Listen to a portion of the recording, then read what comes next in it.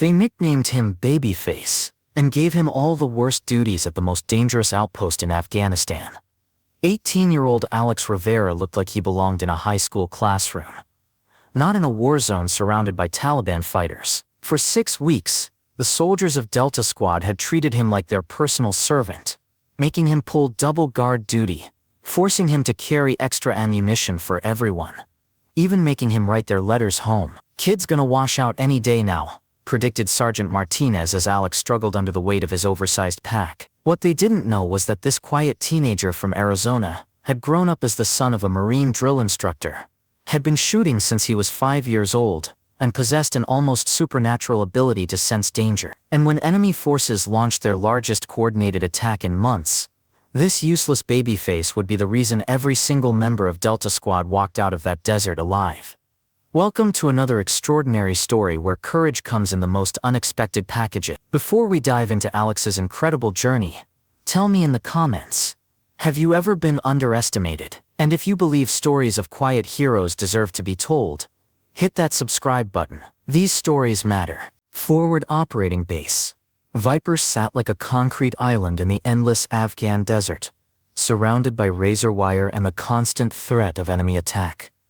The temperature hit 120 degrees during the day and dropped to near freezing at night. It was exactly the kind of place where soldiers either proved themselves or broke under pressure. When Alex Rivera stepped off the transport helicopter that scorching Tuesday morning, every member of Delta Squad knew he wouldn't last a week. His gear was too new, his boots too clean, and worst of all, he looked exactly like the kid next door back home. While the other soldiers moved with the confident swagger of combat veterans, Alex walked carefully, deliberately, his eyes constantly scanning the compound with an intensity that most mistook for nervousness. Sergeant Martinez, a grizzled 20-year veteran with scars on his arms and steel in his voice, took one look at the new arrival and shook his head. "Great," he muttered to Corporal Johnson. "Command sent us a high school kid to babysit." What followed was 6 weeks of systematic hazing disguised as training. Alex found himself assigned to every unpleasant duty the outpost had to offer. While other soldiers rotated through guard shifts, Alex pulled double duty, spending 16 hours a day in the scorching guard towers. When supply convoys arrived, Alex carried the heaviest loads. When equipment needed cleaning, Alex got the dirtiest jobs. The psychological warfare was even worse than the physical demand. During meal times, the other soldiers would laugh about Alex's appearance, calling him babyface and kindergarten cop. They made him write their letters home to girlfriends and wives, claiming he had better handwriting than a real soldier should have. When weapons needed maintenance, they'd hand Alex their rifles with instructions like, "Try not to break it, kid." But Alex never complained, not once. He simply nodded, completed every task with meticulous attention to detail, and quietly returned to his bunk each night. The other soldiers interpreted his silence as weakness, never realizing they were watching the discipline of someone who'd been raised by one of the most demanding military instructors in the country. What none of them knew was Alex's true background. His father, Master Sergeant Carlos Rivera, had been a Marine drill instructor at Parris Island for 15 years before retiring to Arizona. From the age of 5, Alex had been subjected to a modified version of military training disguised as father-son bonding time. While other kids played video games, Alex learned to field strip and reassemble an M4 rifle blindfolded. While his classmates went to summer camp, Alex spent summers at improvised boot camps his father designed in the Sonoran Desert. By the time he was 16, Alex could hit a target at 300 yards with iron sights, navigate by stars alone, and had memorized every tactical manual the Marines had ever published. Most importantly, his father had taught him something that couldn't be learned from books: the ability to sense danger through tiny environmental changes. "The desert talks to you if you know how to listen," his father would say during their long training session. "A bird that stops singing, wind that shifts direction, even the way dust settles. Everything tells a story about what's coming."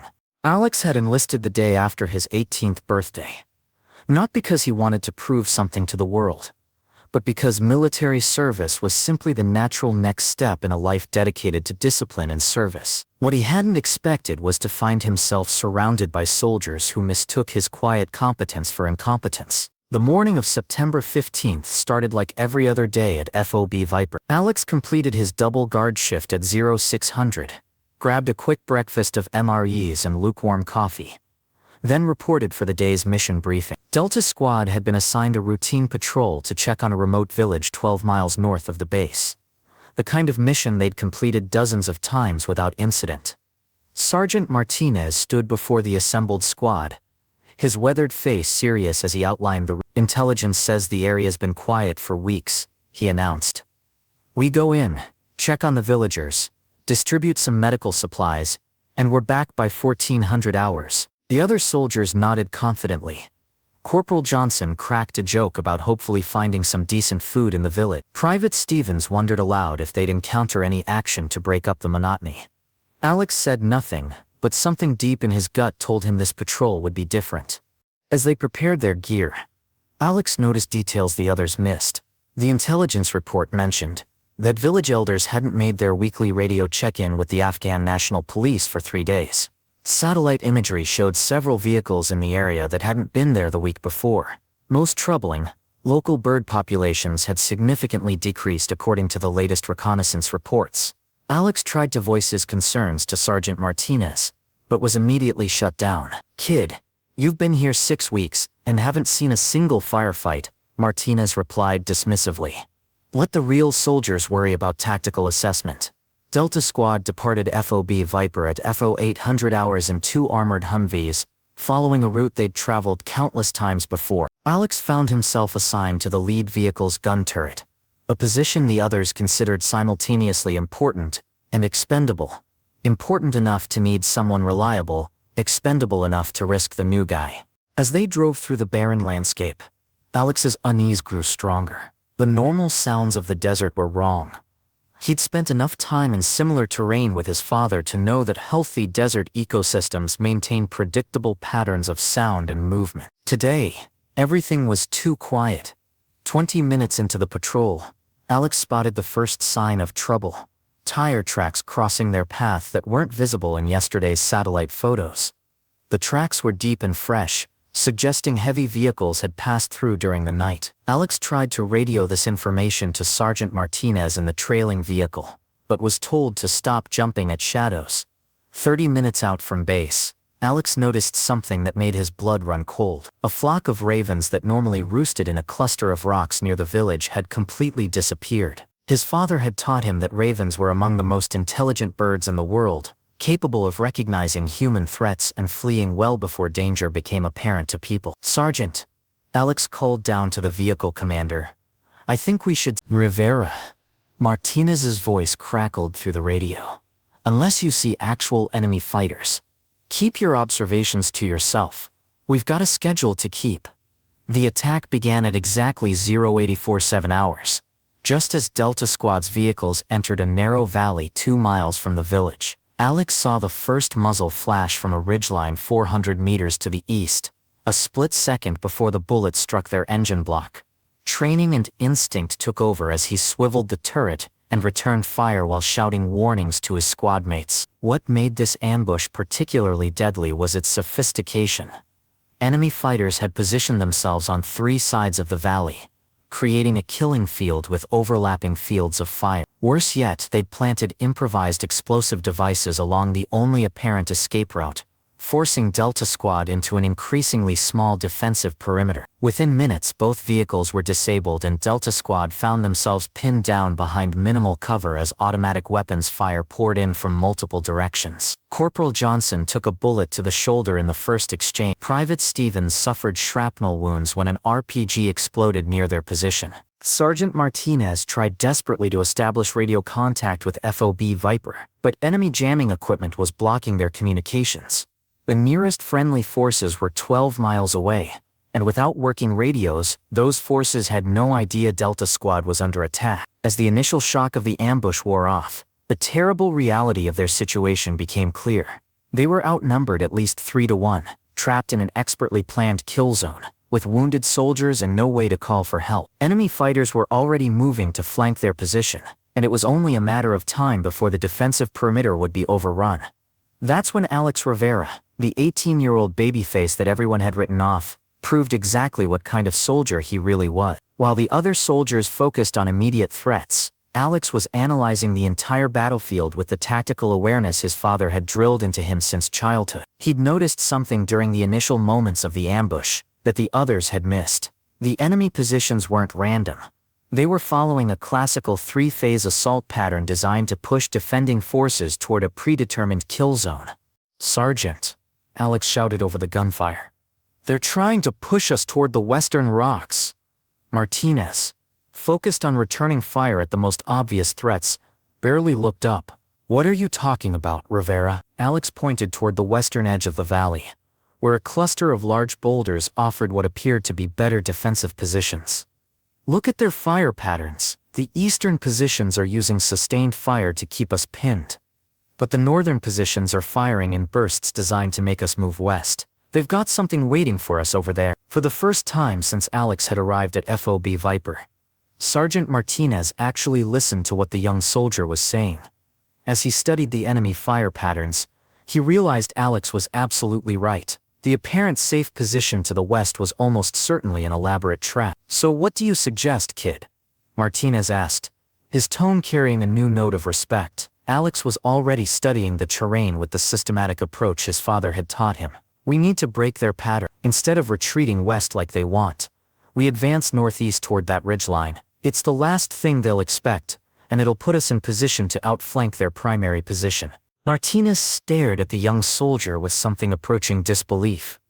"You want us to attack uphill toward enemy positions? That's suicide." "No, sir," Alex replied calmly. "Even as bullets whined overhead, staying here is suicide. Advancing is survival." What Alex proposed went against every conventional military doctrine about defensive engagements. Instead of seeking cover and calling for reinforcements, he wanted Delta Squad to go on the offensive against superior numbers in fortified positions. It sounded like the plan of someone who'd watched too many action movies and didn't understand real combat. But as Alex explained his reasoning, even the most skeptical squad members began to understand the tactical brilliance behind his proposal. The enemy had designed their ambush around the assumption that Delta Squad would behave predictably, seeking better cover, trying to establish defensive positions, and waiting for help that might never come. "Look at their positioning," Alex continued, using his rifle to point out enemy locations. "Their primary firing positions are all designed to cover the valley floor and the western approach, but they've left their flanks vulnerable because they never expected us to advance uphill under fire." Corporal Johnson, despite his wounded shoulder, was beginning to see the logic. "Kid's got a point," he admitted grudgingly. "They've got us in a box, but it's not a perfect box." Alex nodded and continued his analysis. "More importantly, they're using coordinated fire patterns that require communication between positions. If we can disrupt their primary command position on the eastern ridge, their whole formation falls apart." The plan Alex outlined was audacious in its simplicity. Using smoke grenades to mask their movement, Delta Squad would advance in two elements. The first element, led by Alex himself, would provide suppressing fire while moving toward the northeastern ridge. The second element would advance 30 seconds later, using the enemy's confusion to reach flanking positions. "This is insane," muttered Private Stevens, but even he couldn't argue with Alex's tactical assessment. Sergeant Martinez made the decision that would save all their lives. Rivera takes point. Everyone else follows his lead. The moment Alex's plan went into action, everything changed. For 6 weeks, Delta Squad had seen him as the weak link, the liability they had to protect. Now, as he moved forward under fire with the fluid precision of a seasoned combat veteran, they realized they'd been completely wrong about who he really was. Alex's movement across the battlefield was unlike anything the other soldiers had ever witnessed. Where they moved in the standard fire and advance pattern they'd been taught, Alex flowed across the terrain like water, using every rock, every depression, every shadow to mask his approach. His father's years of training in the Arizona desert had prepared him for exactly this kind of environment. Most impressively, Alex seemed to anticipate enemy movements before they happened. He would shift positions seconds before machine gun fire raked his previous location. He would signal for the squad to take cover moments before RPG rounds exploded nearby. It was as if he could read the enemy's intentions through subtle changes in their fire patterns and movement. Within minutes, Alex had led Delta Squad to positions that turned the entire tactical situation upside down. Instead of being trapped in a kill zone, they now had the high ground and clear fields of fire against enemy positions that had been designed to attack downhill. The enemy fighters, who had been confidently executing what should have been a straightforward ambush, suddenly found themselves under attack from unexpected directions by soldiers who were supposed to be pinned down and helpless. What happened next would be talked about in Delta Squad for the rest of their lives. Alex, despite being the youngest and least experienced member of the unit, began coordinating their counterattack with the precision of a seasoned battlefield commander. Johnson, suppress the eastern position while Stevens flanks left, Alex called out, his voice calm despite the chaos around them. Sergeant, can you get an angle on their communication position from here? For soldiers who had spent weeks questioning Alex's competence, watching him orchestrate their tactical response was revelatory. Every instruction he gave was precise, practical, and perfectly timed. He seemed to understand not just where each enemy position was located, but how they would react to pressure and where their weaknesses lay. The most critical moment came when Alex spotted something that could have gotten them all killed. An enemy fighter with an RPG was moving to a position where he would have a clear shot at the squad's new defensive position. Alex had perhaps 10 seconds to neutralize the threat before the entire counterattack collapsed. Without hesitation, Alex made a shot that even experienced snipers would have considered extremely difficult. Moving target, uphill angle, high-stress situation, and a distance of nearly 300 meters. The shot was perfect, and the immediate threat was eliminated. But Alex wasn't finished. He'd noticed that the enemy's retreat wasn't random. They were falling back to secondary positions that would allow them to regroup and potentially launch another attack. If Delta Squad was going to survive, they needed to maintain pressure and prevent the enemy from reorganizing. What Alex did next demonstrated not just tactical skill, but genuine leadership under the most extreme circumstances. Rather than being content with having broken the initial ambush, he recognized that half measures would only delay the inevitable. Delta Squad needed to complete their tactical victory, or risk being trapped again when enemy reinforcements arrived. We need to push them completely out of the valley, Alex announced during a brief lull in the fighting. If we let them regroup in those secondary positions, we'll be back where we started in 20 minutes. Sergeant Martinez, who was beginning to understand that this 18-year-old possessed tactical instincts that couldn't be taught, nodded his agreement. What do you need from us, Rivera? Alex's plan for the final phase was as bold as his initial counterattack. He would provide covering fire while the rest of the squad advanced to secure the high ground completely. Once they controlled the ridgeline, they could call in accurate coordinates for artillery support and ensure that enemy forces couldn't return to threaten the village or other patrols. The execution of this plan required Alex to remain in an exposed position, drawing enemy fire away from his squad mates while they advanced. It was the most dangerous job on the battlefield, and he volunteered for it without hesitation. As Delta Squad made their final advance, Alex provided covering fire with an accuracy that seemed almost supernatural. Every shot found its target. Every burst of fire forced enemy fighters to take cover at exactly the moment his squad mates needed to move. It was as if he could predict not just where the enemy was, but where they would be. By 10:30 hours, less than 2 hours after the ambush began, Delta Squad had achieved what military analysts would later describe as a tactical masterpiece. An outnumbered force had not only survived a sophisticated ambush but had completely routed enemy forces and secured the entire area of operations. When helicopters finally arrived to evacuate the wounded and provide reinforcement, they found Delta Squad in complete control of the battlefield. Enemy fighters had fled so quickly that they'd left behind weapons, ammunition, and intelligence materials that would prove valuable for future operations. But the most significant change wasn't tactical. It was personal.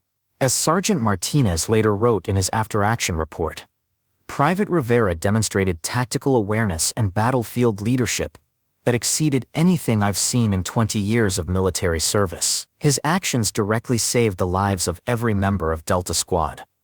The transformation in how the other soldiers viewed Alex was immediate and complete. Corporal Johnson, whose life Alex had saved with that crucial shot, put it most directly.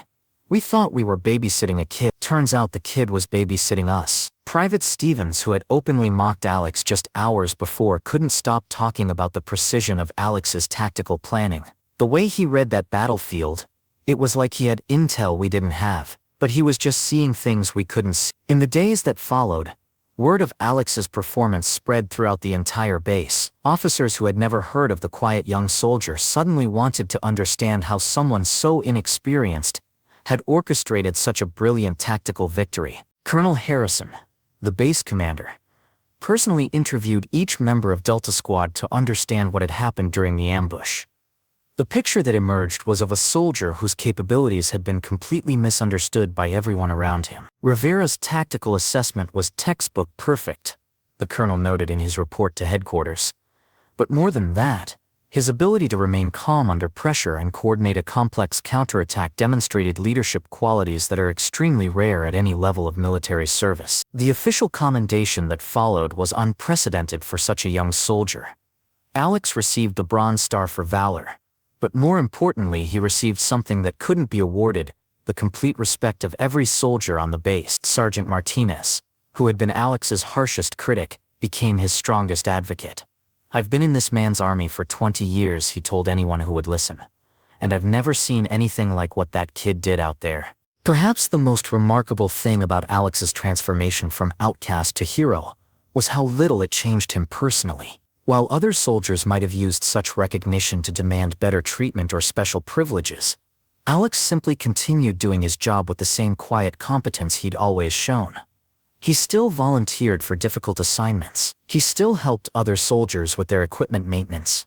He still wrote letters home for soldiers who struggled with writing. The difference was that now these actions were seen for what they had always been: the behavior of someone who understood that true strength came from lifting others up, not putting them down. When new soldiers arrived at FOB Viper, they heard the story of how Babyface Rivera had saved Delta Squad. But they also learned something more important: that judging people by appearances or assumptions was not just unfair, but potentially dangerous. Alex's father had taught him that the most important battles were often fought not against external enemies, but against the human tendency to underestimate what others were capable of achieving. In the desert of Afghanistan, Alex had won both kinds of battles. 6 months later, when Alex's deployment ended and he returned to the United States, he left behind more than just a successful tour of duty. He had fundamentally changed how Delta Squad and the entire base thought about leadership, competence, and the importance of listening to every voice, regardless of how young or inexperienced it might seem. Sergeant Martinez, who had been promoted following the successful mission, instituted new policies for evaluating soldiers. "We almost lost an entire squad because we couldn't see past our own assumptions," he admitted. The tactical innovations Alex had demonstrated during the ambush became part of the training curriculum for other units. His ability to read terrain and anticipate enemy movements was studied and taught to soldiers throughout the theater of operation. But perhaps the most important legacy was simpler. Delta Squad became known as a unit where every soldier's input was valued, where quiet competence was respected as much as loud confidence, and where the newest member of the team might also be the one with the most important insights. The story of Alex Rivera reminds us that courage doesn't always announce itself with fanfare.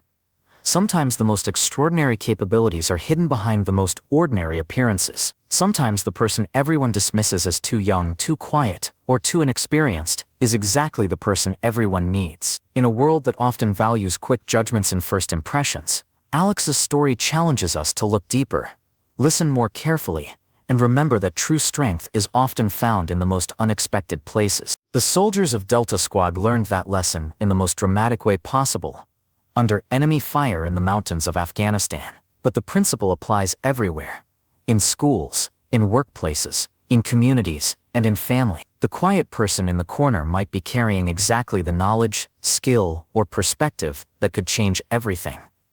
Alex Rivera didn't need to prove he belonged in Delta Squad. Delta Squad needed to learn how to recognize the warrior who had been standing among them all along. So I ask you, who in your life might you be underestimating? Who have you written off as too young, too inexperienced, or too different? Because sometimes the person you least suspect might be exactly the person you most need. If this story moved you, share it with someone who needs to hear it. Subscribe to make sure you never miss stories of quiet heroes who change everything. And remember, in a world full of people trying to prove how tough they are, sometimes the toughest person in the room is the one who doesn't need to prove anything at all. The next time you see someone being underestimated, remember Alex Rivera. Remember that appearances can deceive, that quiet confidence is often stronger than loud bravado, and that the most important battles are sometimes won by the people nobody expected to fight.